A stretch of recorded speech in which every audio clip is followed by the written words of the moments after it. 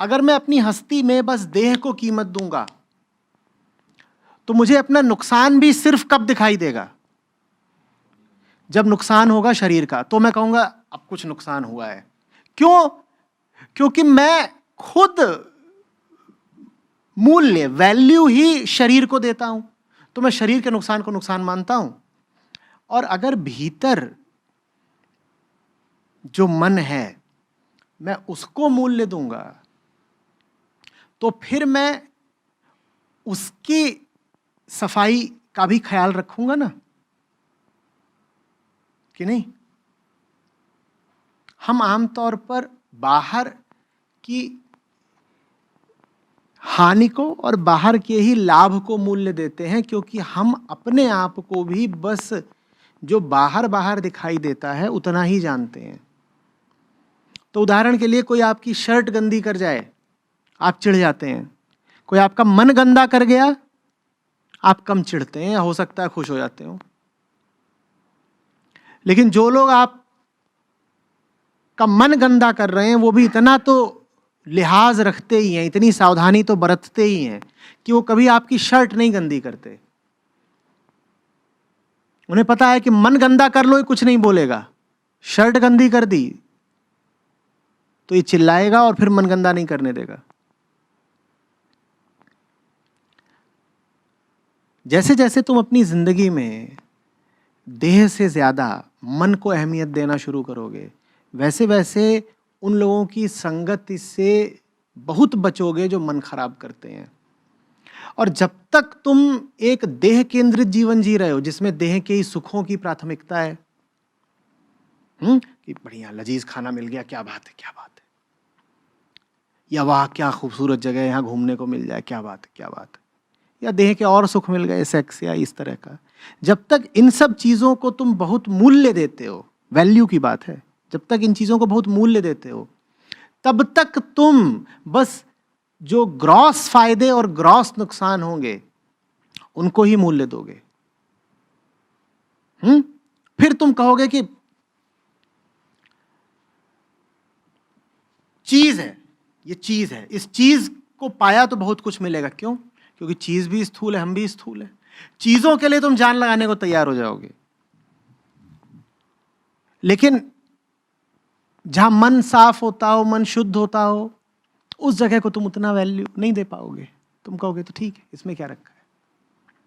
तो याद रखिए कि मूल्य आप सामने वाली चीज का नहीं करते हैं, मूल्य आप अपना करते हैं। आप अगर अपनी देह को मूल्य देते हैं तो आपके लिए बहुत मूल्यवान चीज होगी, उदाहरण के लिए एयर कंडीशनर।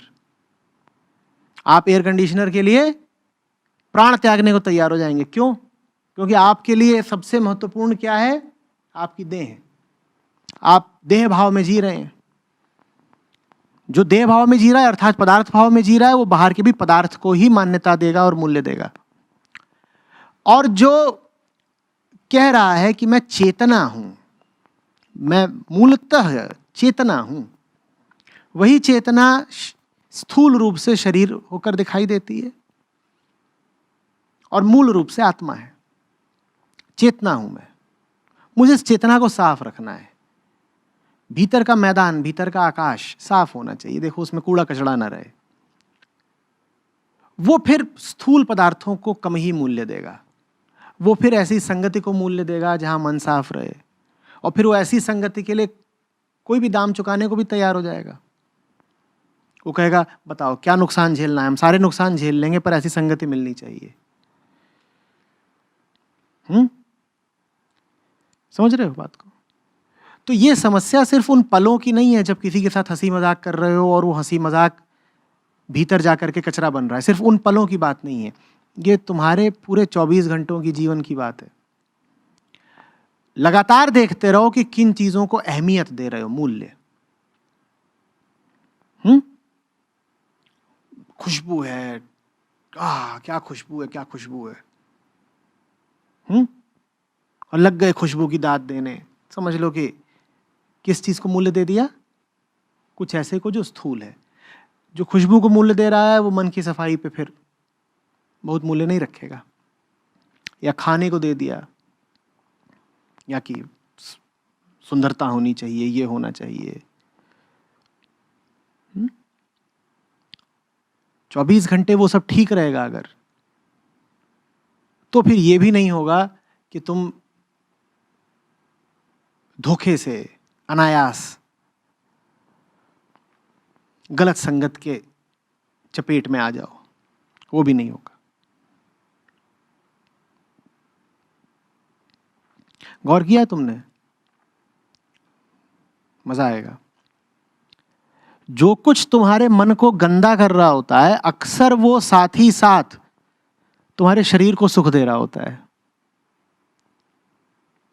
सबसे ज्यादा तुम्हारे मन को गंदा कब किया जा रहा होगा?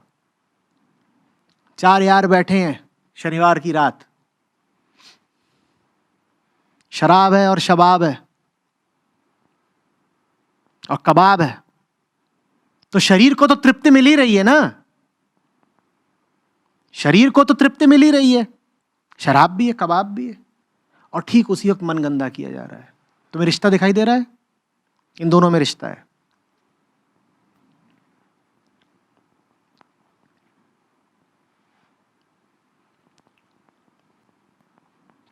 और ये गंदगी संभव ही इसीलिए हो पा रही है क्योंकि हम मूल्य दे रहे हैं शरीर को। तो शरीर मस्त हुआ जा रहा है, बढ़िया लजीज पकवान है, बढ़िया दारू है, शरीर मस्त हुआ जा रहा है, मन गंदा हुआ जा रहा है। पर मन की गंदगी की फिक्र नहीं हमें, क्योंकि मन को हम मूल्य नहीं दे रहे। और ये दोनों साथ साथ चलेंगे। आमतौर पे जांच लेना कि 90% ऐसा ही होगा। जहां कहीं देह को मौज मिल रही होगी वहां मन गंदा हो रहा होगा।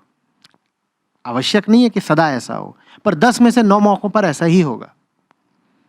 और जो कोई ये निशाना बनाएगा कि तुम्हारे मन को गंदा करे, मैं कह रहा हूं वो तुम्हारे शरीर को सुख जरूर देगा, कुछ ना कुछ तुमको मजा दिलाएगा। और जहां शारीरिक मजा वगैरह मिला नहीं, तहां हम सारे अपने द्वार दरवाजे खोल देते हैं, आइए आइए भीतर, हक के चले जाइए। यही है ना।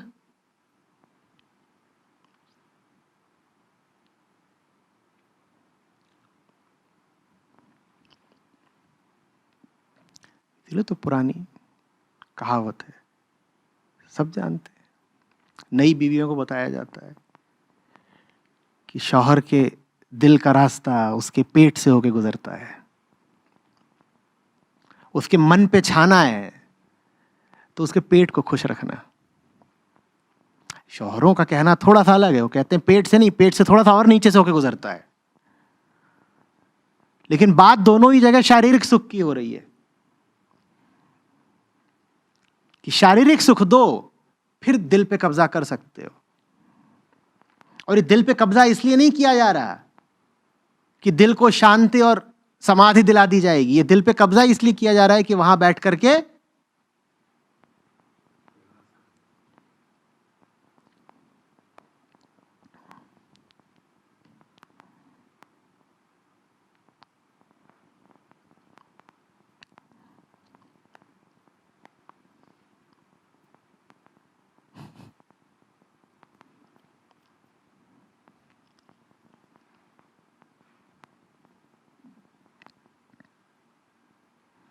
अब इसका उल्टा भी सही है, बात दूर तक जाती है। 10 में से 9 मर्तबा ऐसा भी होगा कि जिन जगहों पर मन की सफाई हो रही होगी वहां शारीरिक सुख नहीं मिलेगा। तो ऐसी जगहों से हम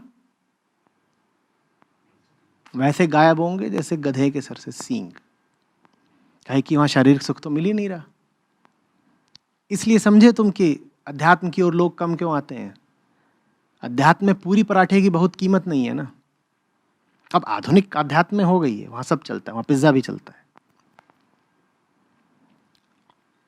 पर आमतौर पे अगर तुम जाओगे साधुओं फकीरों के पास तो शारीरिक सुख तो नहीं ही पाओगे।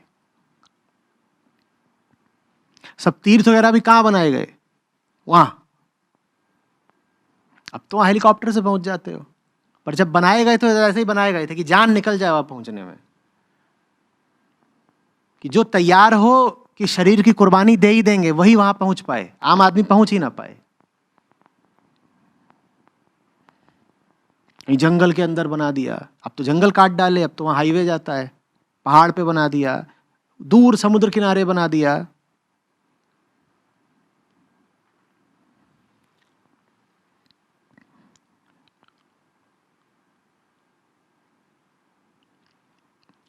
इसीलिए जिन लोगों को शरीर से बहुत मोह होता है, देहाभिमानी होते हैं, वो साधना वगैरह कर ही नहीं पाते। और साधना से मेरा मतलब साधना की पद्धति नहीं है, मैं जीवन को सुधारने की बात कर रहा हूँ, उसको साधना कह रहा हूँ। उनका जीवन फिर सुधर ही नहीं पाता। जिस आदमी को शरीर से जितना लगाव होगा, जो शरीर के कष्ट से जितना घबराता होगा, उसकी ज़िंदगी में उतनी कम तरक्की होगी। और तरक्की से मेरा मतलब प्रमोशन और अप्रेजल नहीं है, मैं आध्यात्मिक तरक्की की बात कर रहा हूँ।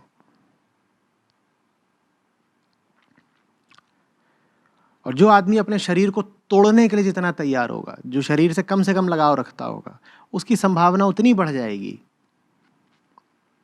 कि वो आंतरिक रूप से तरक्की करके जीवन का उत्कर्ष हासिल कर सके।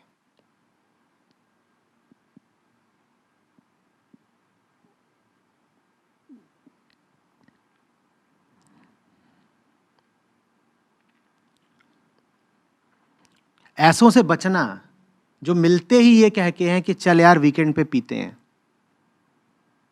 ऐसों से बचना।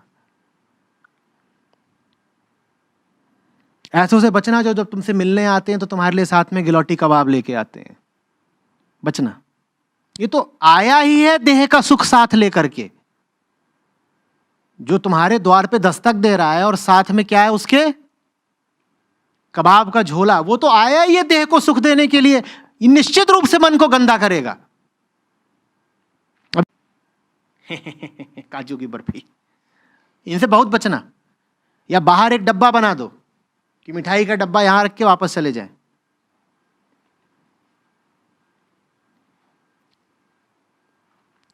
सीसीटीवी में अपनी शक्ल छोड़ जाएं और स्कैनर में अंगूठे का निशान।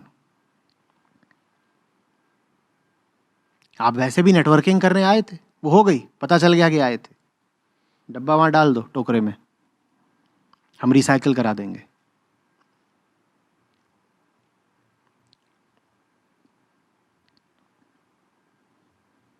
किसी से प्रेम हो जाए, किसी से प्रेम हो जाए और वो तुमको पहला तोहफा लाके दे परफ्यूम, पलक झपकते गायब हो जाना। क्योंकि इस व्यक्ति का पूरा सरोकार किससे है, तुम्हारी देह से और देह की खुशबू या बदबू से। ये आदमी खतरनाक है तुम्हारे लिए। ये तुम्हें देह का सुख ही देना चाहता है, देह का सुख दे रहा है और देह का सुख मांगेगा। मन कैसा है तुम्हारा, इससे इसको कोई मतलब नहीं।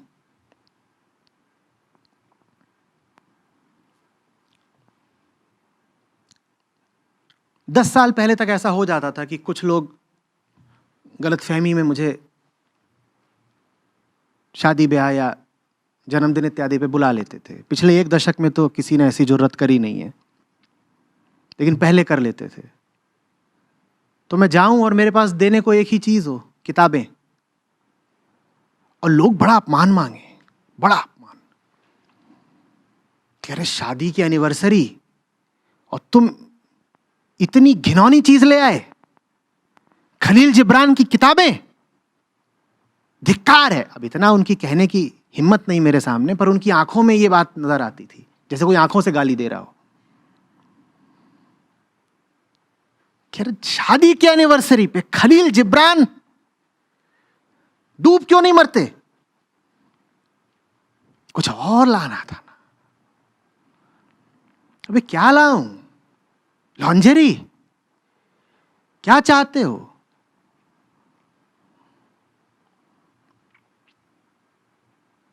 फिर उन्हें समझ में आ गया धीरे धीरे कि आदमी ऐसा ही है, ये किताबें लाएगा और इस तरह की बकवास करेगा, ये साजिश करके आता है, इसे हमारी खुशियां बर्दाश्त नहीं होती, ये आके अनाप शनाप बोला करता है,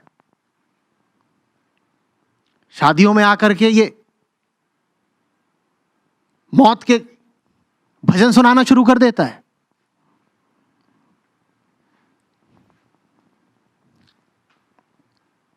तो उन्होंने फिर बंद ही कर दिया कि बुलाओ ही मत इसको।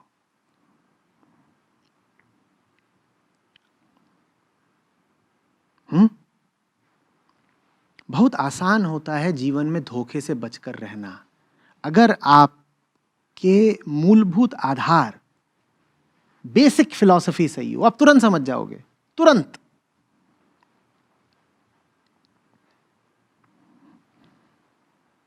कि ये चल क्या रहा है। आपकी खुशी के मौके पे जो कहे कि शैंपेन खोलो, शैंपेन, वो आदमी कैसा है? आप अपनी जाने तमन्ना से पूछो क्या चाहिए और बोले हॉट पैंट्स, तो पगलाए हो कि अभी तुम उससे शादी भी करोगे? अभी ब्रेकअप, हॉट पैंट्स दे देना, उसके बाद दे के करो कि ये ले तू। कच्छे का ही एक विस्तृत रूप है, डाल ले।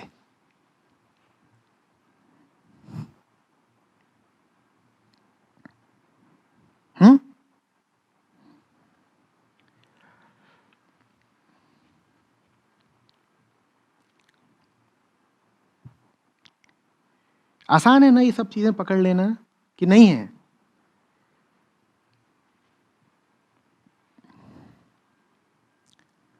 तुम जाओ किसी के पास और तुमको आशीर्वाद दे, दूधो नहाओ पूतो फलो, वहां टिकना है, छू मंतर हो जाओ तुरंत। न जाने किसके दूध की तो बात हो रही है, और फिर कह रही है पूतो फलो। ये मेरी नहीं, पूरे पृथ्वी की दुश्मन है बुढ़िया। दांत सब गिर गए, जवान ऐठ रही है, लेकिन अभी भी बनती पूतो फलो। पगला गई है। ये दूधों नहाने में और पूतों फलने में मुझे बताओ मन की सफाई कहां है? ये आशीर्वाद दे रही है तुमको या श्राप? वो कह रही है जरा भी कि तू शांत रहे, तू निर्मल रहे, तुझे शांति रहे, तेरा आंतरिक ऊर्ध्वगमन हो। नहीं, वो दूध दुहने की बात कर रही है।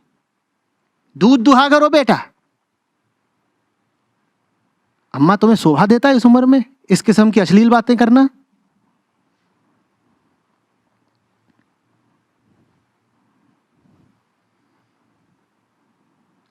किसी ने तुम्हें आशीर्वाद दिया आज तक शांत रहो?